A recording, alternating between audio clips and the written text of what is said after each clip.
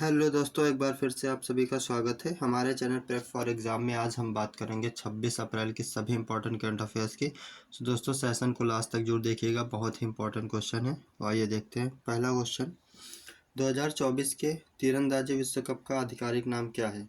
तो तीरंदाजी विश्व कप 2024 का आधिकारिक नाम क्या रखा गया है? तो इसका नाम क्या है? हुंडई तीरंदाजी विश्व कप। क्या है? हुंडई तीरंदाजी विश्व कप।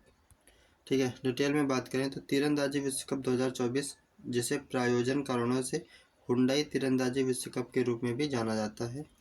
ठीक है, विश्व तीरंदाजी द्वारा प्रतिवर्ष आयोजित अंतर्राष्ट्रीय तीरंदाजी सर्किट का 18वां संस्करण है। ठीक है, तो यह एक अंतर्राष्ट्रीय तीरंदाजी विश्व कप है। ठीक है, इसका 16वां ये इसका 18वां संस्करण इस बार आयोजित किया जाएगा।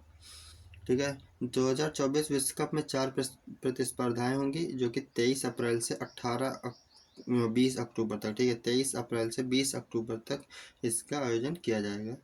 ठीक है, भारत ने विश्व कप के पहले चरण के लिए 16 सदस्यीय तीरंदाजी टीम भेजी है। तो भारत के 16 सदस्यीय टीम को भेजा गया है जिसमें से 8 पुरुष और 8 महिलाएं शामिल हैं। ठीक है, नेक्स्ट क्वेश्चन, किस भारतीय गोल्फ खिलाड़ी ने जोबर्ग लेडीज ओपन 2024 में संयुक्त तीसरा स्थान हासिल किया है? तो जोबर्ग लेडीज ओपन 2024 में संयुक्त रूप से तीसरा स्थान किस गोल्फ खिलाड़ी ने हासिल किया है? तो दीक्षा डागर ने। ठीक है, तो दीक्षा डागर ने जोबर्ग लेडीज ओपन 2024 में संयुक्त रूप से तीसरा स्थान हासिल किया है। ठीक है, जो कि अपने आप में एक उपलब्धि है। ठीक है, नेक्स्ट क्वेश्चन, अप्रैल 2024 में लॉरियस पुरस्कार समारोह में स्पोर्ट्समैन ऑफ द ईयर का खिताब किसने जीता? तो स्पोर्ट्समैन ऑफ द ईयर का खिताब किसे दिया गया है? तो यह दिया गया है नोवाक जोकोविच को। ठीक है, तो लॉरियस पुरस्कार समारोह में स्पोर्ट्समैन ऑफ द ईयर का खिताब नोवाक जोकोविच को दिया गया है। ठीक है, आगे अगर हम डिटेल में बात करें तो नोवाक जोकोविच ने लॉरियस पुरस्कार समारोह में 5वीं बार world sportsman of the year पुरस्कार जीता है। ठीक है, तो world sportsman of the year का खिताब इन्हें यह 5वीं बार दिया गया है। ठीक, इसके पहले अगर हम बात करें, इसके अलावा बात करें तो बोनमती ने sports women of the year का पुरस्कार जीता है। ठीक है, तो sports women of the year का पुरस्कार बोनमती को दिया गया है। ठीक है, ऐसा करने वाली वह पहली फुटबॉलर बन रही है। ठीक है, तो पहली फुटबॉलर है जिन्हें sports women of the year का पुरस्कार दिया गया है। ठीक है, ला रोजा ने world team of the year का पुरस्कार जीता है। तो world team of the year का पुरस्कार किसे दिया गया? ला रोजा को दिया गया है। ठीक है, जिमनास्ट सिमोन बाइल्स ने world comeback of the year पुरस्कार जीता है। तो world comeback of the year पुरस्कार सिमोन बाइल्स को दिया गया। किसे? सिमोन बाइल्स को दिया गया, जो कि एक जिमनास्ट है। ठीक, इसके अलावा ऑस्ट्रेलियाई स्केट बोर्डर एरिसा ट्रू ने world action sports person of the year पुरस्कार जीता है। तो world action sports person of the year का पुरस्कार एरिसा ट्रू को दिया गया है, जो कि ऑस्ट्रेलिया की हैं और ये स्केट बोर्डर हैं। ठीक है, तो ये लॉरियस अवार्ड्स के अंतर्गत दिए गए कुछ अन्य अवार्ड्स हैं। ठीक है, नेक्स्ट क्वेश्चन, किस देश ने क्रिस्टल मेज 2 या रॉक्स नामक मारक क्षमता वाली वायु प्रक्षेपित बैलिस्टिक मिसाइल विकसित की है? तो क्रिस्टल मेज 2 जिसे रॉक के नाम से भी जानते हैं। ठीक है, लेकिन मारक क्षमता वाली वायु प्रक्षेपित बैलिस्टिक मिसाइल विकसित किया है। तो किसके द्वारा इस वायु प्रक्षेपित बैलिस्टिक मिसाइल को विकसित किया गया है? तो यह इजराइल के द्वारा विकसित किया गया है। ठीक है, इसकी बात करें तो यह मिसाइल जिसे रॉक्स या क्रिस्टल मेज 2 भी कहा जाता है, इजराइल से आई थी। ठीक है, इसका परीक्षण अंडमान निकोबार द्वीप समूह में SU-30 MKI लड़ाकू जेट से किया गया था। ठीक है, तो SU-30 MKI लड़ाकू जेट से इसका प्रक्षेपण किया गया था।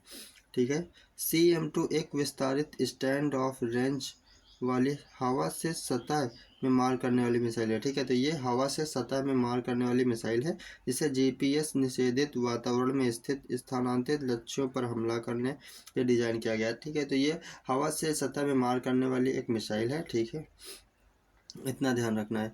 ठीक है, यह दुश्मन की लंबी दूरी की रडार और वायु रक्षा प्रणालियों को निशाना बनाने में सक्षम है। ठीक है, तो यह लंबी दूरी की रडार और वायु रक्षा प्रणालियों को निशाना बनाने में भी सक्षम है। ठीक है, तो यह रॉक्स जिसे क्रिस्टल मेज 2 के नाम से भी जानते हैं। ठीक है, SU 30 MKI लड़ाकू विमान से इसको प्रक्षेपित किया गया था।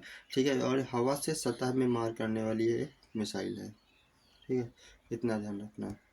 नेक्स्ट क्वेश्चन, सिपरी जिसे Stockholm International Peace Research Institute की रिपोर्ट के अनुसार 2023 में सबसे बड़ा सैन्य खर्च करने वाला देश कौन सा होगा। ठीक है, तो सिपरी की रिपोर्ट के अनुसार अभी हाल ही में 2023 में सबसे बड़ा सैन्य खर्च करने वाला देश कौन सा है, तो वो होगा संयुक्त राज्य अमेरिका। कौन है? संयुक्त राज्य अमेरिका। अगर हम बात करें तो नवीनतम आंकड़ों के अनुसार संयुक्त राज्य अमेरिका, उसके बाद चीन, फिर उसके बाद रूस वैश्विक स्तर पर शीर्ष 3 सैन्य खर्च करने वाले देश बने हुए हैं। ठीक है, पहले पे कौन सा? पहले पे है संयुक्त राज्य अमेरिका, दूसरे पे चीन और तीसरे पे रूस। भारत की बात करें तो भारत, ठीक है, तो भारत की अगर हम बात करें तो भारत चौथे स्थान पे और उसके बाद सऊदी अरब का स्थान आता है। तो चौथे स्थान पे भारत और 5वें पे सऊदी अरब। नेक्स्ट क्वेश्चन, इंडियन बैंक और टाटा पावर सोलर सिस्टम के बीच साझेदारी का उद्देश्य क्या है। तो इंडियन बैंक और टाटा पावर सोलर सिस्टम के बीच साझेदारी का उद्देश्य क्या है, तो इसका आंसर होगा ऑप्शन नंबर 2, वित्त पोषण विकल्पों के माध्यम से सौर ऊर्जा अपनाने को समर्थन करना। ठीक है, तो वित्त पोषण विकल्प के माध्यम से सौर ऊर्जा अपनाने का समर्थन करना इसका उद्देश्य है।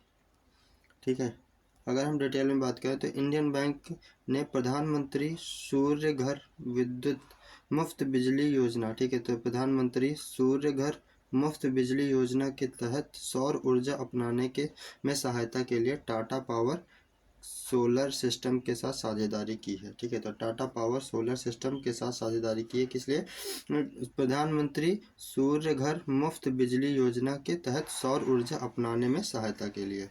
ठीक है, यह आवासीय सौर ऊर्जा प्रतिष्ठानों के लिए 7% वार्षिक ब्याज पर 2 लाख रुपए तक का ऋण प्रदान करेगा। ठीक है, तो यह आवासीय सौर ऊर्जा प्रतिष्ठानों के लिए 7% वार्षिक ब्याज दर पर 2 लाख रुपए तक का ऋण प्रदान करेगा। ठीक है, 3 किलोवाट से 10 किलोवाट तक के बड़े सेटअप के लिए बैंक 20% मार्जिन आवश्यकता के साथ 6 लाख रुपए तक के अनुरूप वित्त पोषण समाधान प्रदान करेगा। ठीक है, तो ये 20% मार्जिन के आवश्यकता के साथ आपको 6 लाख रुपए तक का वित्त पोषण भी दिया जाएगा। ठीक है, तो अधिकतम 6 लाख रुपए तक का भी इसमें वित्त पोषण प्रदान किया जाएगा। प्रधानमंत्री सूर्य घर मुफ्त बिजली योजना एक केंद्रीय योजना है जिसका उद्देश्य भारत में 1 करोड़ परिवारों को मुफ्त बिजली उपलब्ध कराना जो छत पर सौर बिजली इकाई स्थापित करना चुनते हैं। ठीक है, तो यानी प्रधानमंत्री सूर्य घर मुफ्त बिजली योजना का उद्देश्य क्या है? इसका उद्देश्य है कि भारत के 1 करोड़ परिवारों को मुफ्त बिजली उपलब्ध कराना। ठीक है, और यह एक केंद्रीय योजना है। ठीक, परिवारों को हर महीने 300 यूनिट बिजली मुफ्त मिल सकेगी। ठीक है, ताकि क्या हो, और इसकी इस योजना के तहत हर महीने 300 यूनिट बिजली मुफ्त में मिल सकेगी प्रत्येक परिवार को। ठीक है, नेक्स्ट क्वेश्चन, 2024 में बार्सिलोना ओपन किसने जीता है? तो बार्सिलोना ओपन के खिताब कैस्पर रूड ने जीता है। किसने? कैस्पर रूड ने। ठीक है, तो नॉर्वे के हैं कैस्पर रूड जिन्होंने स्टेफानोस सित्सिपास को हराकर बार्सिलोना ओपन का खिताब जीता है जो उनके करियर का सबसे बड़ा खिताब था। ठीक है, तो नॉर्वे के हैं कैस्पर रूड, उन्होंने स्टेफानोस सित्सिपास को हराकर यह खिताब अपने नाम किया है। Next question, Airtel payments bank के सहयोग से रेजर पे द्वारा शुरू की गई नई सेवा का नाम क्या है? तो एयरटेल पेमेंट्स बैंक के सहयोग से रेजर पे द्वारा शुरू की गई नई सेवा का नाम क्या है? तो यह है यूपीआई स्विच। क्या है? यूपीआई स्विच नाम की नई सेवा शुरू की गई है रेजर पे के द्वारा। ठीक है, ठीक है, तो रेजर पे ने तेज और सुगम लेन देन के लिए एयरटेल पेमेंट्स बैंक के साथ मिलकर यूपीआई स्विच लॉन्च किया है। ठीक है, इस लेन देन की सफलता दर 4 से 5% बढ़ गई है और यह अधिकतम समय की मांग को पूरा करते हुए 10,000 टीपीएस तक का संचालन कर सकता है। ठीक है, तो इसमें से 10,000 रुपये तक का आसानी से आप लेन देन कर सकते हैं एयरटेल पेमेंट बैंक से यूपीआई स्विच के तहत। ठीक है, नेक्स्ट क्वेश्चन, प्रौद्योगिकी विभाग के दूरसंचार प्रौद्योगिकी विभाग कोष के अंतर्गत सी डॉट और आईआईटी जोधपुर के बीच सहयोग का फोकस क्या है?